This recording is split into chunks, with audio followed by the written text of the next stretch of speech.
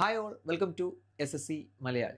അപ്പോൾ നമ്മുടെ SSC ഓരോരോ നോട്ടിഫിക്കേഷനായിട്ട് ഓരോ ആഴ്ചയിൽ ഓരോ നോട്ടിഫിക്കേഷൻ എന്ന രീതിയിൽ വന്നുകൊണ്ടിരിക്കുകയാണ്. ഇപ്പോൾ ആദ്യം നമുക്ക് സെലക്ഷൻ പോസ്റ്റ് വന്നു, പിന്നെ CGL വന്നു, CHSL വന്നു, ഇപ്പോൾ നമ്മുടെ MTS നോട്ടിഫിക്കേഷൻ വന്നു. അപ്പോൾ MTS എക്സാമിനെ കുറിച്ചുള്ള ഡീറ്റെയിൽ ആയിട്ടുള്ള നോട്ടിഫിക്കേഷനിലെ ഡീറ്റെയിൽ ആയിട്ട് കാര്യങ്ങളാണ് നമ്മൾ ചെയ്യുന്നത്.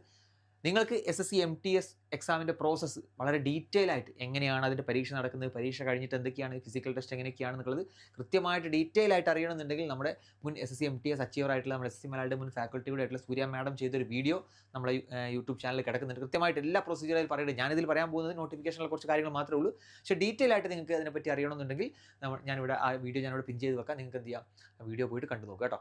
ഓക്കെ, അപ്പോൾ MTS നോട്ടിഫിക്കേഷനെ പറ്റിയുള്ള ഡീറ്റെയിൽ ആയിട്ട് കാര്യങ്ങളാണ് പറയുന്നത്.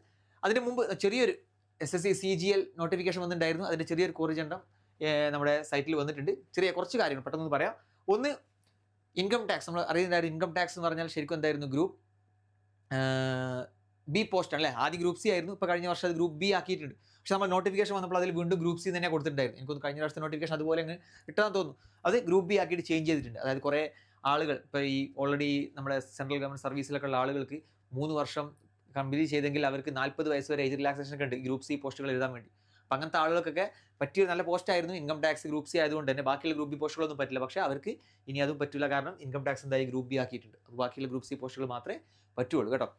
അതുപോലെ തന്നെ പിന്നെ വേറെ പറയാനുള്ളത്, ഇത് നമ്മളെ ബാധിക്കുന്ന കാര്യമൊന്നുമല്ല, അത് ജസ്റ്റ് വേറെ പോർട്ട് പ്ലെയർ അറിയാതെ വന്നു പോയതാണ്. പിന്നെ വേറെ ഇമ്പോർട്ടൻ്റ് ആയിട്ടുള്ള കാര്യം, നമുക്കറിയാം നമ്മൾ എക്സാമിന് അപ്ലൈ ചെയ്യുമ്പോൾ സ്റ്റാറ്റിസ്റ്റിക്കൽ ഇൻവെസ്റ്റിഗേറ്റർ അതുപോലെ തന്നെ JSO എന്ന് പറഞ്ഞ പോസ്റ്റുകൾക്ക് നിങ്ങൾ എലിജിബിൾ ആണെന്ന് പറഞ്ഞ് ചോദിക്കാറുണ്ട്.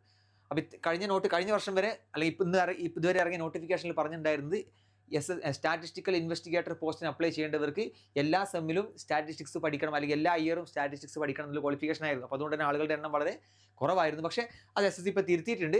നോക്കിയേ, സ്റ്റാറ്റിസ്റ്റിക്സ് തന്നെ വേണം നിർബന്ധമില്ല. സ്റ്റാറ്റിസ്റ്റിക്സ് ആവാം, മാത്തമാറ്റിക്സ് ഡിഗ്രി ആവാം, അല്ലെങ്കിൽ എക്കണോമിക്സ് ആവാം, degree demography, population studies, operation research, information technology, അങ്ങനെ ഒരുപാട് ക്വാളിഫിക്കേഷൻ ഉള്ളവർക്ക് എന്ത് ചെയ്യാം, ഇനി ഈ പരീക്ഷയ്ക്ക് അപ്ലൈ ചെയ്യാൻ പറ്റും സ്റ്റാറ്റിസ്റ്റിക്കൽ ഇൻവെസ്റ്റിഗേറ്റർ കേട്ടോ. അല്ലാതെ സ്റ്റാറ്റിസ്റ്റിക്സ് തന്നെ പഠിക്കണം നിർബന്ധമൊന്നുമില്ല. ഈ ക്വാളിഫിക്കേഷൻ ഏതാണെങ്കിലും നമുക്ക് എന്ത് ചെയ്യാൻ പറ്റും, അപ്ലൈ ചെയ്യാൻ പറ്റും. ഓക്കെ, പിന്നെ മെയിനായിട്ടുള്ള വേറെ ഒന്ന് പറഞ്ഞാൽ ഒരു സെക്ഷൻ ഹെഡ് എന്ന് പറഞ്ഞ പോസ്റ്റ്, അത് പേ ലെവൽ 7 അല്ല, പേ ലെവൽ 6 ആയി മാറ്റിയിട്ടുണ്ട്. ഓക്കെ, പിന്നെ കുറേ ആളുകളുടെ സംശയം ഇതായിരിക്കും, സ്റ്റാറ്റിസ്റ്റിക്കൽ ഇൻവെസ്റ്റിഗേറ്റർ ഞാൻ ഓൾറെഡി അപ്ലൈ ചെയ്തു, അവിടെ എലിജിബിൾ ആണോ എന്ന് ചോദിച്ചപ്പോൾ ഞാൻ നോ എന്ന് കൊടുത്തു. കാരണം പഴയ നോട്ടിഫിക്കേഷൻ എന്തായിരുന്നു, സ്റ്റാറ്റിസ്റ്റിക്സ് വേണമെന്നായിരുന്നു. അപ്പോൾ സ്റ്റാറ്റിസ്റ്റിക്സ് ഇല്ലാത്തവർക്ക് നോ കൊടുത്തിട്ടുണ്ടാവും. അങ്ങനത്തെ ആൾ ഒരിക്കലും പേടിക്കണ്ട. നിങ്ങൾക്ക് മുകളിൽ പറഞ്ഞ ഏതെങ്കിലും എഡ്യൂക്കേഷൻ ക്വാളിഫിക്കേഷൻ ഉണ്ടെങ്കിൽ നിങ്ങൾക്ക് വീണ്ടും എഡിറ്റ് ചെയ്യാനുള്ള അവസരം ഉണ്ട്. നോക്കിയേ, ജൂലൈ 5 മുതൽ ജൂലൈ 8 വരെ വിത്തൗട്ട് പേയ്മെൻറ്റ് കേട്ടോ. സാധാരണ നമ്മൾ SSC എഡിറ്റ് ചെയ്യാനുള്ള അവസരം വേറെ കൊടുക്കാറുണ്ട്, പക്ഷേ അത് ഒരു പേയ്മെൻറ്റ് ചെയ്തിട്ട് 200 രൂപ പേയ്മെൻറ്റ് കൊടുത്തിട്ട് കറക്ഷൻ വിൻഡോ കൊടുക്കാറുണ്ട്. പക്ഷേ ഇത് SSCൻ്റെ ഭാഗത്ത് നിന്ന് വന്നൊരു മാറ്റമായതുകൊണ്ട് അവർ ഫ്രീ ആയിട്ട് 5-ാം തീയതി മുതൽ 8-ാം തീയതി വരെ നിങ്ങൾക്ക് സ്റ്റാറ്റിസ്റ്റിക്കൽ, ഞാൻ ഈ പറഞ്ഞ മുകളിൽ ഏതെങ്കിലും ക്വാളിഫിക്കേഷനുള്ള ആളുകൾക്ക് സ്റ്റാറ്റിസ്റ്റിക്കൽ ഇൻവെസ്റ്റിഗേറ്ററിന് അപ്ലൈ ചെയ്യണമെന്നുണ്ടെങ്കിൽ നിങ്ങൾക്ക് ഫ്രീ ആയിട്ട് അപ്ലൈ ചെയ്യാനുള്ള അവസരം ഉണ്ടായിരിക്കും. അപ്പോൾ ഇത് നോട്ട് ചെയ്യുക കേട്ടോ. എന്തെങ്കിലുമൊക്കെ ഉണ്ടെങ്കിൽ തീർച്ചയായിട്ടും അപ്ലൈ ചെയ്യണം. നല്ലൊരു പോസ്റ്റാണ് സ്റ്റാറ്റിസ്റ്റിക്കൽ ഇൻവെസ്റ്റിഗേറ്റർ. നിങ്ങൾ Tier 2 പരീക്ഷയ്ക്ക് ഒരു സ്റ്റാറ്റിസ്റ്റിക്സിൻ്റെ ഒരു പേപ്പറും കൂടെ എഴുതണമെന്ന് മാത്രമേ ഉള്ളൂ. ഓക്കെ, അപ്പോൾ ഇത്രയാണ് മെയിനായിട്ട് ഈ ഒറിജിനത്തെ പറ്റി പറയാനുള്ളത്. ബാക്കിയെല്ലാം നമ്മുടെ നോട്ടിഫിക്കേഷൻ ഡീറ്റെയിൽ ആയിട്ട് നമ്മൾ വീഡിയോ ചെയ്തിട്ടുണ്ട്, അത് പോയി കണ്ടു നോക്കുക. ഇനി നമുക്ക് SSC MTS നോട്ടിഫിക്കേഷനിൽ എന്തൊക്കെയാണ് ഇമ്പോർട്ടൻ്റ് ആയിട്ടുള്ള കാര്യങ്ങൾ നോക്കാം കേട്ടോ. ഒന്ന് നോക്കാം. മെയിനായിട്ട് എല്ലാ കാര്യങ്ങളും ഞാൻ പറയുന്നില്ല, ഇമ്പോർട്ടൻ്റ് ആയിട്ടുള്ള കുറച്ച് കാര്യങ്ങൾ, മെയിനായിട്ട് കുറച്ച് ഡേറ്റ്സ് ആണ്. ഈ ഡേറ്റ്സ് നമ്മൾ എല്ലാ നോട്ടിഫിക്കേഷൻ്റെ തുടക്കത്തിലുള്ള പോലെ തന്നെ കുറച്ച് ഡേറ്റ്സ് ആണ്. ഒന്ന് 26-ാം തീയതി ജൂൺ മുതൽ 24-ാം തീയതി ജൂലൈ വരെ നിങ്ങൾക്ക് അപ്ലൈ ചെയ്യാനുള്ള അവസരമുണ്ട്. അതായത് ഇപ്പോൾ ലൈവാണ്. CGL, CHSL, MTS ഇത് 3 ഇപ്പോൾ ലൈവാണ്. നിങ്ങൾക്ക് എന്ത് ചെയ്യാം, അപ്ലൈ ചെയ്യാൻ പറ്റും. 3 മിസ്സാക്കരുത്. ഇനി ഞാൻ എലിജിബിൾ അല്ല എന്നൊക്കെ വിചാരിച്ചിട്ട് അപ്ലൈ ചെയ്യാതിരിക്കണ്ട. നിങ്ങൾക്ക് അപ്പിയറിംഗ് എന്നൊക്കെ പറഞ്ഞിട്ട് വേണമെങ്കിൽ അപ്ലൈ ചെയ്യാം കേട്ടോ. ഫൈനൽ ഇയർ ഒക്കെ പഠിക്കുന്ന അല്ലെങ്കിൽ സപ്ലിക്കുള്ള ആളുകൾ CGL എന്നൊക്കെ പല ആളുകൾ ചോദിക്കാറുണ്ട്, എനിക്ക് അപ്ലൈ ചെയ്യാൻ പറ്റുമോ, അല്ലെങ്കിൽ ഞാൻ എലിജിബിൾ അല്ലല്ലോ. നിങ്ങൾ CGL അപ്പിയറിംഗ് എന്ന് പറഞ്ഞിട്ട് അപ്ലൈ ചെയ്യുക, എന്നിട്ട് പരീക്ഷ എഴുതി നോക്കുക കേട്ടോ. അടുത്ത വർഷമാണ് നിങ്ങൾ എയിം ചെയ്യുന്നതെങ്കിൽ പരീക്ഷ എഴുതി നോക്കുക, നല്ലൊരു എക്സ്പീരിയൻസ് ആവും നിങ്ങൾക്ക്. ഓക്കെ, പിന്നെ മെയിനായിട്ട് പറയാനുള്ളത് ഈ കാര്യങ്ങളാണ്. ഒന്ന്, അപ്ലിക്കേഷൻ ഇനിയിപ്പോൾ ലാസ്റ്റ് എന്തെങ്കിലുമൊക്കെ നിങ്ങൾക്ക് കറക്റ്റ് ചെയ്യാനുണ്ടെങ്കിൽ ജൂലൈ 29 മുതൽ 31 വരെ കറക്റ്റ് ചെയ്യാനുള്ള അവസരം ഉണ്ടായിരിക്കും. പരീക്ഷ വരുന്നത് നോക്കിയേ, സെപ്റ്റംബർ 20 മുതൽ ഒക്ടോബർ 24 വരെയാണ്. അതായത് ആദ്യം CGL നടക്കുന്നുണ്ട് ഓഗസ്റ്റിൽ, പിന്നെ അത് കഴിഞ്ഞാൽ CHSL നടക്കുന്നുണ്ട്, അത് കഴിഞ്ഞാൽ MTSൻ്റെ പരീക്ഷയാണ്. എല്ലാം അടുത്തടുത്ത പരീക്ഷകളായിട്ട് വരുന്നുണ്ട് കേട്ടോ. ഇതാണ് മെയിനായിട്ട് ഈ ഡേറ്റുകളൊക്കെ ഒന്ന് നോട്ട് ചെയ്ത് വെക്കുക. പിന്നെ വേക്കൻസി, പല ആളുകൾ പറയുന്നുണ്ട് MTSന് ഇപ്രാവശ്യം വേക്കൻസി കുറവാണോ, അങ്ങനെയൊന്നുമില്ല കേട്ടോ. നോക്കിയേ, MTSൻ്റെ വേക്കൻസി ബീങ് കളക്റ്റഡ് എന്നേ പറഞ്ഞിട്ടുള്ളൂ, അല്ല വേക്കൻസി ഇല്ല എന്നല്ല പറഞ്ഞിട്ടുള്ളത്. ആ വേക്കൻസി ഒഫീഷ്യലായിട്ട് വരും ദിവസങ്ങളിൽ സാധാരണ രീതിയിൽ ഇങ്ങനെ അപ്ഡേറ്റ് ചെയ്തുകൊണ്ടിരിക്കാറുണ്ട് SSC. അപ്പോൾ വരും ദിവസങ്ങളിൽ നമുക്ക് സൈറ്റിൽ അപ്ഡേറ്റഡ് വേക്കൻസി കാണാം. പക്ഷേ ഇതിൽ MTS മാത്രമല്ല, MTS ഹവൽദാർ, ഇതിൻ്റെ രണ്ടിൻ്റെ റിക്രൂട്ട്മെൻറ്റ് ഒരുമിച്ചാണ് നടക്കുന്നത്. അതിൽ ഹവൽദാർ വേക്കൻസി 1075 വേക്കൻസി ഇപ്പോൾ ഉണ്ട്. അതായത് CBN, CBIC ഇതിലൊക്കെ ഹവൽദാറിന് വേക്കൻസി റിക്രൂട്ട്മെൻറ്റ് നടക്കുന്നത് MTSൻ്റെ കൂടെ തന്നെയാണ്. അപ്പോൾ അതിൻ്റെ വേക്കൻസി 1075 ഉണ്ട്. MTS വേക്കൻസി കംപ്ലീറ്റ് അത് കളക്ട് ചെയ്തുകൊണ്ടിരിക്കുക എന്ന് മാത്രമേ ഇത് പറഞ്ഞിട്ടുള്ളൂ, അല്ലാതെ വേക്കൻസി 0 ആണെന്നല്ല കേട്ടോ. അത് കേട്ട് ആരും 10ാം ക്ലാസ് യോഗ്യതയുള്ള ആരും എന്തുണ്ടാ MTS പഠിക്കാതിരിക്കേണ്ട, നിങ്ങൾക്ക് നല്ലൊരു ഓപ്പർച്യൂണിറ്റി അത് കേട്ടോ. പിന്നെ മെയിനായിട്ട് ഇതിൽ എന്താ പറയാനുള്ളത്, ഇതാ ഏജ് ക്രൈറ്റീരിയ എത്രയാണെന്നുള്ളത് ചോദിക്കാറുണ്ട് പല ആളും. CGL നമുക്കറിയാം 30 വയസ്സ് വരെ എഴുതാം, CHSL 27 വയസ്സ് വരെ എഴുതാം. MTS ആകുമ്പോൾ 2 കാറ്റഗറി നോക്കിയേ, 18-25 എന്ന് പറഞ്ഞൊരു കാറ്റഗറി ഉണ്ട്, 18-27 എന്ന് പറഞ്ഞൊരു കാറ്റഗറി ഉണ്ട്. ചില കാറ്റഗറി പോസ്റ്റുകൾ, അതായത് മെജോറിറ്റി MTS പോസ്റ്റുകളും 18-25 ആണ്. പിന്നെ ചില MTS പോസ്റ്റുകൾ 18-27 വരെ എഴുതാം. പിന്നെ ഹവൽദാർ, ഞാൻ നേരത്തെ പറഞ്ഞ ഹവൽദാർ പോസ്റ്റുകൾക്കും 18-27 വരെ എലിജിബിൾ ആണ് കേട്ടോ. അപ്പോൾ പ്രത്യേകം നോട്ട് ചെയ്ത് വെക്കുക, എല്ലാം 18-27 അല്ല, മെജോറിറ്റി പോസ്റ്റുകളും MTSൻ്റെ 18-25 ആണ്.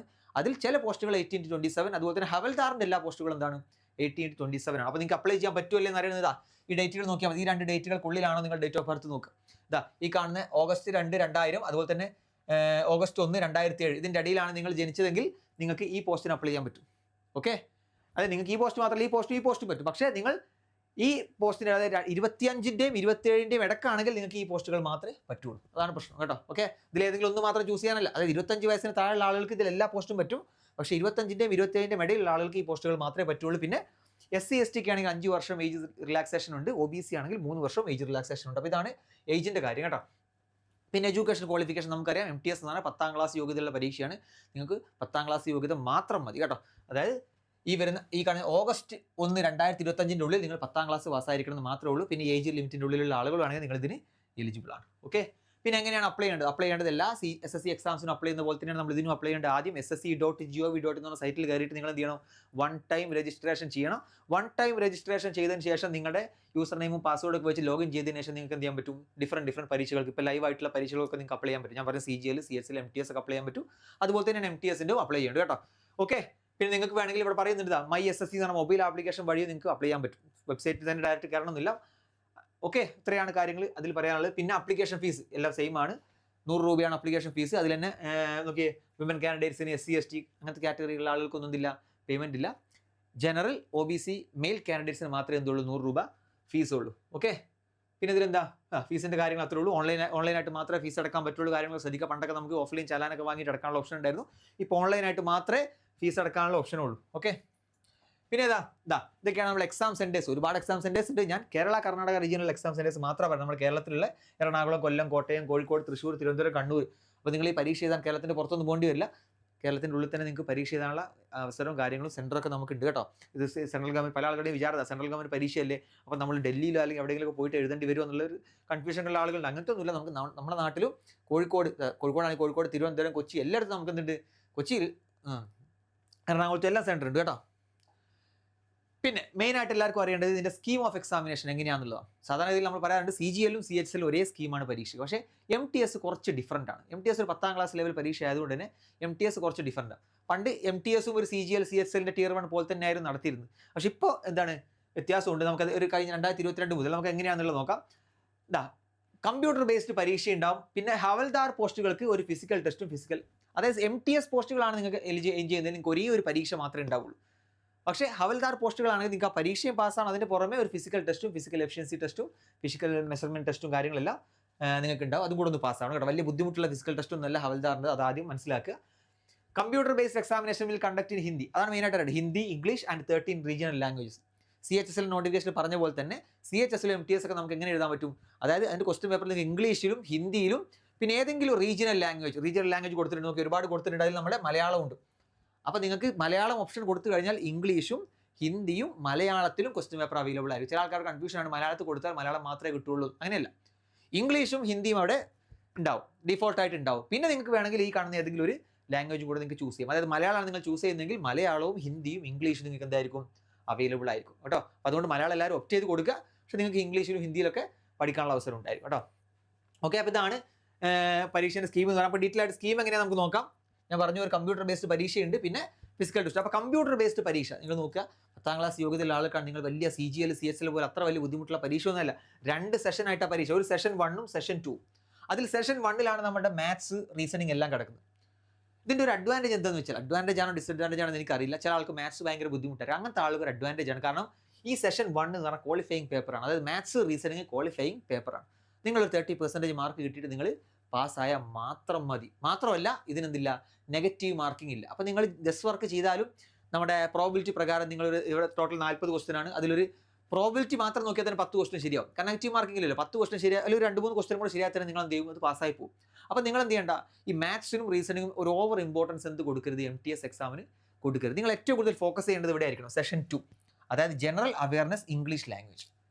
ഇവിടെ നമുക്കറിയാം ജനറൽ അവയർനെസ് 25 ക്വസ്റ്റൻ ഉണ്ട്, ഇംഗ്ലീഷ് ലാംഗ്വേജ് 25 ക്വസ്റ്റൻ ഉണ്ട്. ടോട്ടൽ 50 ക്വസ്റ്റൻ ആണ്. ഒരു ക്വസ്റ്റന് 3 മാർക്ക് ആയതുകൊണ്ട് തന്നെ 50 × 3 150 നമ്മുടെ പരീക്ഷ നടക്കുന്നത്. ഇവിടെ എന്തുണ്ട്, നെഗറ്റീവ് മാർക്കിംഗ് ഉണ്ട്. സെഷൻ 2-ന് നെഗറ്റീവ് മാർക്കിംഗ് ഉണ്ട്. ശരിയായാൽ 3 മാർക്ക്, തെറ്റിയാൽ 1 മാർക്ക് നിങ്ങൾക്ക് പോകും. അപ്പോൾ അത് പ്രത്യേകം ശ്രദ്ധിക്കുക. സെഷൻ 1 നിങ്ങൾ അത്ര ഫോക്കസ് ചെയ്ത് കൂടുതൽ സമയം ഇൻവോൾവ് ചെയ്തിട്ട് ഇൻവെസ്റ്റ് ചെയ്തിട്ട് നിങ്ങൾ പഠിക്കരുത്. അത് അതായത് MTS മാത്രം ഫോക്കസ് ചെയ്യുന്ന ഒരു കാര്യം ഞാൻ പറഞ്ഞിട്ട്, MTS മാത്രം ഫോക്കസ് ചെയ്ത് പഠിക്കുന്ന ഒരാളാണെങ്കിൽ സെഷൻ 1 മാത്സ് റീസണിങ് കൂടുതൽ സമയം ഫോക്കസ് ചെയ്യരുത്. വളരെ കുറച്ച് സമയം നിങ്ങൾ പാസ്സാകാനുള്ള ചെറിയൊരു, നിങ്ങൾ മോക്ക് ടെസ്റ്റ് ഒക്കെ സ്ഥിരമായിട്ട് പാസ്സായിട്ട് പിന്നെ അതിന് വലിയ സമയം കൊടുക്കണം. നിങ്ങൾ ഫോക്കസ് ചെയ്യേണ്ടത് ഈ 2 ഏരിയ ആയിരിക്കണം, GKയും ഇംഗ്ലീഷും കേട്ടോ. അപ്പോൾ GK ഇംഗ്ലീഷും വളരെ നന്നായിട്ട് തന്നെ പഠിക്കണം. ഇത് ഞാൻ പറഞ്ഞ പോലെ ഇങ്ങനത്തെ പരീക്ഷ ആയതുകൊണ്ട് വളരെയധികം കോമ്പറ്റീഷൻ ഉണ്ട്. CGL-നെക്കാളും ചിലപ്പോൾ കോമ്പറ്റീഷൻ MTS-ലായിരിക്കും. വളരെ നല്ല കോമ്പറ്റീഷൻ ഉണ്ട്, ഒരുപാട് ആളുകൾ പാസ്സാവുന്നുണ്ട്. അപ്പോൾ എന്ത് ചെയ്യണം, അത് ലെവലിൽ നിങ്ങൾ GKയും ഇംഗ്ലീഷൊക്കെ വളരെ നല്ല രീതിയിൽ തന്നെ പഠിക്കണം കേട്ടോ. അപ്പോൾ ഈ സെഷൻ 2 കുറച്ച് ഫോക്കസ് ചെയ്തിട്ട് പഠിക്കുക. പിന്നെ എനിക്ക് പറയാനുള്ളത്, നിങ്ങൾ ഡിഗ്രി ഹോൾഡർ ആണെങ്കിൽ നിങ്ങൾ CGL-ന് വേണ്ടി പഠിച്ചാൽ മതി. CGL-ന് വേണ്ടി നന്നായിട്ട് പഠിച്ചാൽ MTS നിങ്ങൾക്ക് കുഴപ്പമില്ല. പക്ഷേ നിങ്ങൾ 10ാം ക്ലാസ് യോഗ്യതയുള്ള നിങ്ങൾ MTS മാത്രം ഫോക്കസ് ചെയ്യുന്ന ഒരാളാണെങ്കിൽ മാത്രമാണ് ഞാൻ ഈ പറഞ്ഞ കാര്യങ്ങൾ കേട്ടോ. ഡിഗ്രി ഉള്ള ഒരാളാണ് നിങ്ങൾ CGL ഫോക്കസ് ചെയ്തിട്ട് പഠിക്കുക. CGL ഫോക്കസ് ചെയ്തിട്ട് പഠിച്ചാൽ SSC-ൻ്റെ ഏതൊരു പരീക്ഷയും MTS അടക്കം ഏതൊരു പരീക്ഷ നിങ്ങൾക്ക് അത് ആ ഒരു കോച്ചിങ് തന്നെ മതിയോ. ഓക്കെ, ഇത് 10ാം ക്ലാസ് മാത്രം യോഗ്യതയുള്ള ആൾക്ക് വേണ്ടിയിട്ടാണ് ഞാൻ പറയുന്നത്. ഓക്കെ, ഇത് നോക്കുക. ഓക്കെ, പിന്നെന്താ, പിന്നെ ഞാൻ പറഞ്ഞു അതിൽ MTS പരീക്ഷയാണ്, MTS പോസ്റ്റുകളാണ് നിങ്ങൾ നോക്കുന്നെങ്കിൽ ആ ഒരു പരീക്ഷ മാത്രം നിങ്ങൾ എഴുതിയാൽ മതി. അതിൻ്റെ മാർക്ക് അനുസരിച്ച് എന്തെങ്കിലും ഫൈനൽ റിസൾട്ട് വരും. അതല്ല ഹവൽദാർ പോസ്റ്റാണ് നിങ്ങൾ നോക്കുന്നെങ്കിൽ അതിനൊരു ഫിസിക്കൽ എഫിഷ്യൻസി ടെസ്റ്റും ഫിസിക്കൽ സ്റ്റാൻഡേർഡ് ടെസ്റ്റും ഉണ്ട് കേട്ടോ. അപ്പോൾ ഇതാണ് അതിൻ്റെ ഫിസിക്കൽ ടെസ്റ്റ്. നോക്കിയേ, ഫിസിക്കൽ എഫിഷ്യൻസി ടെസ്റ്റ് എന്ന് പറഞ്ഞാൽ വാക്കിംഗ് മാത്രമേ ഉള്ളൂ, അല്ലാതെ പട്ടാളത്തിൻ്റെ ഒന്നും പോലെ വലിയ ടെസ്റ്റോ കാര്യങ്ങളൊന്നുമില്ല. വാക്കിംഗ് ആണ്. വാക്കിംഗ് നോക്കിയാൽ മെയിൽ കാൻഡിഡേറ്റ്സിന് 1600 മീറ്റർ 15 മിനിറ്റ് കൊണ്ട് പോയാൽ 15 മിനിറ്റ് കൊണ്ട് 1600 മീറ്റർ എല്ലാവരും പാസ്സാവും. അതൊന്നും അങ്ങനെ കേട്ടോ, അത്യാവശ്യം കുഴപ്പമില്ലാതെ നടക്കാൻ അറിയുന്ന ആളുകൾക്ക് അത് പാസ്സാവും. ഫീമെയിൽ ആണെങ്കിലോ 20 മിനിറ്റ് കൊണ്ട് 1 കിലോമീറ്റർ കേട്ടോ, അതും എല്ലാവരും പാസ്സാവും. അത്ര ബുദ്ധിമുട്ടുള്ള പരീക്ഷ കാര്യങ്ങളൊന്നും വിചാരിക്കേണ്ട. ഫിസിക്കൽ ടെസ്റ്റൊക്കെ സിമ്പിളായിട്ട് നിങ്ങൾക്ക് എന്ത് ചെയ്യാൻ പറ്റും, പാസ്സായി പോകാൻ പറ്റും. ഓക്കെ, അപ്പോൾ ഇതാണ് ഫിസിക്കൽ എഫിഷ്യൻസി ടെസ്റ്റ്. പിന്നെ ഇത് ഫിസിക്കൽ സ്റ്റാൻഡേർഡ് ടെസ്റ്റ്, അതൊന്നുമില്ല, നമ്മുടെ ഫിസിക്കൽ മെഷർമെൻറ്റും കാര്യങ്ങളൊക്കെ എടുക്കുന്ന ഒരു ടെസ്റ്റാണ്. അത് നോക്കിയേ, അതെന്താണ്, മെയിൽ കാൻഡിഡേറ്റ്സിന് ഹൈറ്റ് വേണം 157.5 സെൻറ്റിമീറ്റർ. അത് ഹവൽദാർ പോസ്റ്റുകൾക്ക് വേണ്ടി മാത്രമായിട്ട് ഞാൻ പറയുന്നത്, അല്ല MTS-ൻ്റെ എല്ലാ പോസ്റ്റുകൾക്കും നിങ്ങൾക്ക് ഹൈറ്റ് ഒന്നും വേണ്ട, ഹവൽദാർ പോസ്റ്റുകൾക്ക് വേണ്ടി മാത്രമാണ്. പിന്നെ ചെസ്റ്റ് എന്ത് വേണം, 81 സെൻറ്റിമീറ്റർ വേണം, fully expand with minimum expansion of 5 centimetre. Chest ഒരു 5 സെൻറ്റിമീറ്റർ എക്സ്പാൻഡ് ചെയ്യാനുള്ള ആ കഴിവും കൂടെ, അതും കൂടെ നിങ്ങൾക്ക് വേണം കേട്ടോ. പിന്നെ ഫീമെയിൽ കാൻഡിഡേറ്റ്സ് ആണെങ്കിൽ അവർക്ക് ഹൈറ്റ് 152 സെൻറ്റിമീറ്റർ മതി, അതുപോലെ തന്നെ വെയിറ്റ് 48 കിലോഗ്രാമും വേണം. ഈ ഒരു ക്രൈറ്റീരിയ മാത്രമേ ഇവിടെ വരുന്നുള്ളൂ. അപ്പോൾ ഇതാണ് SSC MTS പരീക്ഷേൻ്റെ കാര്യങ്ങൾ എനിക്ക് പറയാനുള്ളത്. പിന്നെ ഞാൻ പറഞ്ഞല്ലോ, ഡീറ്റെയിൽ ആയിട്ട് ഒരാൾ പറയുന്ന വീഡിയോ ഞാൻ സൂര്യ മാഡത്തിൻ്റെ വീഡിയോ കൊടുക്കുന്നുണ്ട്, നിങ്ങൾക്ക് അത് എന്ത് ചെയ്യാം, അത് കാണാൻ. സൂര്യ മാഡം ഓൾറെഡി പരീക്ഷ ക്ലിയർ ചെയ്തതാണ്, ഇതിൻ്റെ പ്രൊസീജിയറിലൂടെ ഒരു വർഷം കടന്നു പോയ ഒരാളാണ്. പരീക്ഷയിലൂടെ മാത്രമല്ല, പരീക്ഷ കഴിഞ്ഞിട്ട് എൻ്റെ DV എന്താ, DVയിൽ എന്തൊക്കെയാണ് വേണ്ടത് കാര്യങ്ങൾ, എങ്ങനെയാണ് പോസ്റ്റ് പ്രിഫറൻസ് കൊടുക്കേണ്ടത് കാര്യങ്ങളൊക്കെ കൃത്യമായിട്ട് ആ വീഡിയോയിൽ പറയുന്നുണ്ട്. അപ്പോൾ ആ വീഡിയോ നിങ്ങൾ കണ്ടു നോക്കുക കേട്ടോ. കാരണം ഞാനൊരു MTS പ്രൊസീജിയറിലൂടെ അധികം കടന്നു പോകാത്തതുകൊണ്ട് എനിക്ക് അത്ര ഇതോട് പറയാൻ പറ്റില്ല. പക്ഷേ അങ്ങനെ ഒരാൾ വീഡിയോ ചെയ്തിട്ടുണ്ട്, അത് നമ്മൾ കണ്ടു നോക്കുക, അത് യൂസ്ഫുൾ ആയിരിക്കും. ഇവിടെ ഞാൻ പറഞ്ഞത് SSC MTS-ൻ്റെ മെയിനായിട്ട് education qualification, scheme of exam, അങ്ങനത്തെ കുറച്ച് കാര്യങ്ങൾ മാത്രമാണ്. ഓക്കെ, അപ്പോൾ എന്തായാലും നിങ്ങളുടെ 10ാം ക്ലാസ് മാത്രം യോഗ്യതയുള്ള നിങ്ങളുടെ ഒരുപാട് ഫ്രണ്ട്സ് ഉണ്ടാവും, ഒരു ഗവൺമെൻറ് ജോലി നോക്കി നടക്കുന്ന ആളുകൾ. അപ്പോൾ അങ്ങനത്തെ ആൾക്ക് പറ്റിയ നല്ലൊരു ഓപ്പർച്യൂണിറ്റിയാണ് SSC MTS. വളരെ നന്നായിട്ട് എന്ത് ചെയ്യുക, അതിന് പഠിച്ചു കൊടുക്കുക. GKയും ഇംഗ്ലീഷും മാത്രം ഫോക്കസ് ചെയ്തിട്ട് പഠിക്കുക. മാത്സും റീസണിങ്ങും ജസ്റ്റ് ഒന്ന് കവർ ചെയ്യുക. ഞാൻ പറഞ്ഞല്ലോ, വെറുതെ നിങ്ങൾ കറക്കി കുത്തിയാൽ തന്നെ പാസ്സാവുന്നതിൻ്റെ അടുത്ത് വരെ നിങ്ങൾ എത്തും, കാരണം നെഗറ്റീവ് മാർക്കിംഗ് ഇല്ലാത്തതുകൊണ്ട്. പിന്നെ 2-3 ക്വസ്റ്റ്യനും കൂടെ നിങ്ങൾക്ക് ശരിയാക്കിയാൽ എന്ത് ചെയ്യാൻ പറ്റും, ഇത് ക്ലിയറായി പോകാൻ പറ്റും. ഓക്കെ ആണോ? അപ്പോൾ എല്ലാവരും പരീക്ഷയ്ക്ക് അപ്ലൈ ചെയ്യുക. കാരണം CGL, CHL, MTS എല്ലാ നോട്ടിഫിക്കേഷൻ വന്നിട്ടുണ്ട്. എല്ലാം യോഗ്യതയുള്ളവരൊക്കെ ആ പരീക്ഷയ്ക്കൊക്കെ കൊടുക്കുക. സെലക്ഷൻ പോസ്റ്റിൻ്റെ ഇപ്പോൾ ഡേറ്റ് കഴിഞ്ഞിട്ടുണ്ട്, ബാക്കിയെല്ലാം ഇപ്പോൾ ലൈവാണ്. നിങ്ങൾക്ക് എന്ത് ചെയ്യാം, CGL-ൻ്റെ അതുപോലെ തന്നെ 4-ാം തീയതിയാണ് ലാസ്റ്റ് ഡേറ്റ്. അതിന് മുമ്പായിട്ട് തന്നെ ലാസ്റ്റ് സമയത്തേക്ക് ആരും നിൽക്കരുത്. പിന്നെ അപ്ലൈ ചെയ്യുന്ന ആളുകൾ പ്രത്യേകം ശ്രദ്ധിക്കുക, ലാസ്റ്റ് സമയത്തേക്ക് വെയിറ്റ് ചെയ്ത് നിൽക്കരുത്. അതിൻ്റെ മുമ്പ് തന്നെ എന്ത് ചെയ്യുക, അപ്ലൈ ചെയ്യാൻ. വെബ്സൈറ്റ് ഭയങ്കര റഷ് ആവാൻ സാധ്യതയുണ്ട്, കാരണം എല്ലാ നോട്ടിഫിക്കേഷൻ ഒരുമിച്ച് വന്നിരിക്കുന്ന സമയം ഒരുപാട് പേര് അപ്ലൈ ചെയ്യുന്നുണ്ടാവും. വെബ്സൈറ്റ് നമ്മൾ SSC-ൻ്റെ വെബ്സൈറ്റൊന്നും താങ്ങാനുള്ള കപ്പാസിറ്റി ഒന്നുമില്ല. അപ്പോൾ പരമാവധി അവസാനത്തേക്ക് നിൽക്കാതെ നേരത്തെ എന്ത് ചെയ്യുക, എല്ലാവരും അപ്ലൈ ചെയ്യുക. ഓക്കെ, എല്ലാവരും നന്നായിട്ട് പഠിക്കുക. All the best. Good night.